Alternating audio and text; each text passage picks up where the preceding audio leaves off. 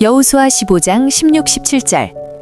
갈렙이 말하기를 기럇세벨을 쳐서 그것을 취하는 자에게는 내가 내 딸 악사를 아내로 주리라 하였더니 갈렙의 아우요 그나스의 아들인 온니엘이 그것을 취함으로 갈렙이 그 딸 악사를 그에게 아내로 주었더라.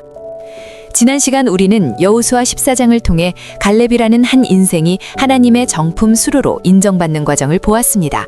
이제 수로는 완성되었습니다. 하지만 수로가 놓였다고 끝난 것이 아닙니다. 수로의 가치는 그 안에 무엇이 흐르는가, 그리고 그 물이 어디로 도달하는가에 달려 있습니다.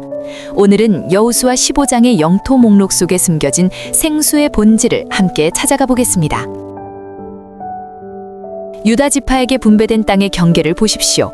1절에서 시작되는 그들의 지경은 극남단의 에돔 지경에 닿아 있습니다.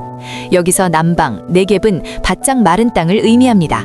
하나님의 보좌에서 볼 때는 오른쪽이지만 사람에게는 거북한 왼쪽이자 소외된 곳입니다. 동쪽의 사해, 죽음과 북쪽의 깊은 구렁의 계곡 심판, 서쪽의 대해, 안식 사이에서 타들어가는 아담의 후예들이 사는 곳입니다. 우리의 인생 수로가 향해야 할 종착지는 바로 이 마른 땅, 에돔과 같은 세상의 끝입니다. 이스라엘의 어렸을 때에 내가 사랑하여 내 아들을 애굽에서 불러내었거늘 호세 11장 1절. 에돔의 메마른 강팍함이 깨지면 찬송하는 유다의 샘물이 터져나옵니다. 하나님이 유다와 같은 샘물을 찾아 수로를 에돔으로, 즉 우리에게로 향하게 하십니다. 갈렙은 완성된 수로를 통해 첫 번째 정복 사업을 시작합니다. 바로 기럇세벨입니다. 이곳의 이름은 체계의 성읍, 즉 인간의 지식과 기록이 쌓인 도시였습니다. 하지만 하나님의 힘을 상징하는 온니엘이 그곳을 점령하자 그 이름은 드빌로 바뀝니다. 드빌은 말하다는 의미로 말씀의 처소, 지성소를 의미합니다. 내 생각과 지식으로 지은 세상의 참 주인, 즉 말씀의 주체, 명령하는 자 하나님을 흘려보내야 합니다. 그러므로 우리의 인생 수로가 정품으로 인정받았다면 이 수로에 내 생각과 지식을 더하면 안 됩니다. 수로된 우리는 명령을 사모하는 인생, 그리스도를 드러내야 합니다. 이 수로를 타고 흐르는 가장 아름다운 본질은 갈렙의 딸 악사입니다. 악사는 발목고리를 의미합니다. 이는 주인에게 매어 있는 종이자 주인을 사모하는 신부의 상징입니다. 아홉에 사모하는 인생 갈렙이 하나님 앞에 내어놓은 아름다운 신부의 모습입니다. 하나님의 지성소 드빌을 회복하려면 악사와 연합하는 자여야 한다는 갈렙의 신앙 고백입니다. 이것이 기업의 본질이며 하나님의 말씀을 땅끝까지 나를 수 있는 원동력입니다. 그런데 악사가 샘물을 구하기 전 보여준 놀라운 행동이 있습니다. 바로 나귀에서 내리는 것입니다. 윗샘과 아랫샘을 구하기 전 그녀는 자신의 수단과 권위에서 스스로 내려왔습니다. 이것이 바로 하행, 내리막길입니다. 수로는 높으면 흐르지 않습니다. 낮은 곳으로 내려가는 종의 인생만이 세상에 윗물을 전하고 마른 땅을 적실 수 있습니다. 악사는 아버지에게 샘물을 구합니다. 여기서 샘을 뜻하는 굴롯은 굴리다는 뜻의 갈랄에서 왔습니다. 마치 무덤 앞에 돌을 굴려야 부활의 생명이 나오듯 우물을 덮고 있던 내 자아의 돌, 그 덮개를 굴려낼 때 하나님의 샘, 굴롯이 드러납니다. 이 장면은 광야에서 방황하던 하갈이 샘물을 발견하는 장면을 떠올리게 합니다. 하갈이 발견한 샘은 원래부터 있던 것인데 하갈에게 가리워져 있던 것입니다.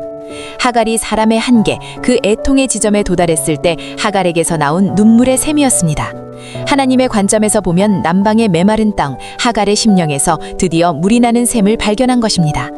세상을 살리는 샘은 바로 애통하는 마음, 그 눈물입니다. 이 샘물은 위에 계신 아버지의 마음이었습니다. 위로 아버지의 애통의 눈물이 있고 아래로 남방의 메마른 땅에 우리의 애통의 눈물이 있습니다. 하나님의 수로가 되기로 한 인생은 세상에 애통하는 자의 덮개에 돌을 굴려 그 애통이 윗물 하나님으로부터 흘러온 것이라고 설명하는 것입니다. 애통은 고통이 아니라 세상을 살리는 생명수입니다. 15장의 마지막은 뜻밖의 기록으로 끝납니다. 예루살렘의 여부스 사람을 능히 쫓아내지 못했다는 것입니다. 왜 하나님은 유다의 완전한 정복을 허락하지 않으셨을까요?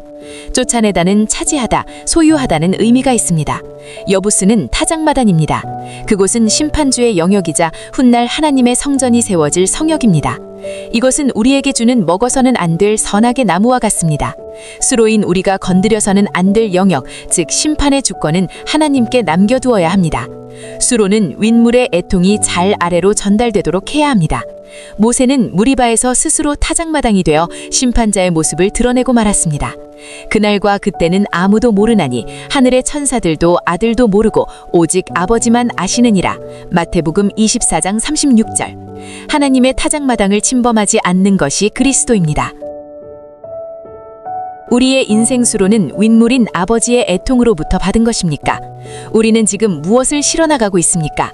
쌓아둔 지식의 책들을 버리고 드빌의 말씀으로 채워야 합니다. 나귀에서 내려 가장 낮은 곳으로 하인하십시오. 내 안에 완악한 돌을 굴려낼 때 터져나오는 그 윗샘과 아랫샘이 우리를 통해 마른 땡끝까지 흐를 것입니다. 소유의 확장이 아닌 통로의 확장을 꿈꾸며 하나님이 인증하신 그 정품 수로를 통해 오늘 하루도 하나님의 안식이 흘러가길 소망합니다.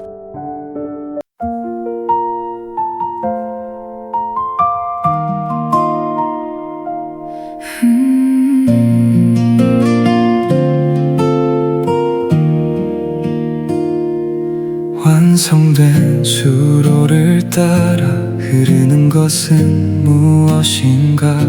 아담의 끝자락에도 매지경 메마른 내게 불어 지식의 기록들 기라세벨의 책들을 모두 파내고 하나님의 입술 드빌의 지성소로 채우는 하행의 길 나귀에서 내리는 신부 악사의 낮은 마음 높은 곳에 머물지 않고 아래로 스며드는 사랑 차의 돌을 굴려낼 때 감춰진 샘이 터져 나오니 비로소 수로는 하나님의 음성을 나르기 시작하네.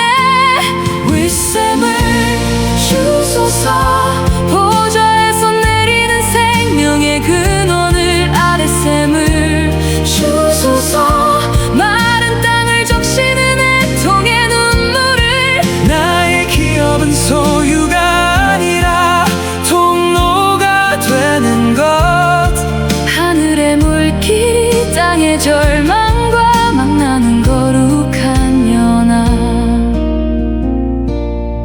하갈의 통곡이 샘물을 발견하는 마중물 되어 우리의 수로엔 지식이 아닌 긍휼이 흐르네. 쫓아내지 못한 여부스 그 타작마당의 가시 덕분에 나는 열의 교만을 버리고 아홉의 자리에 서네. 심판의 주권은 하나님의 것 여부스를 남겨두심은 내가 주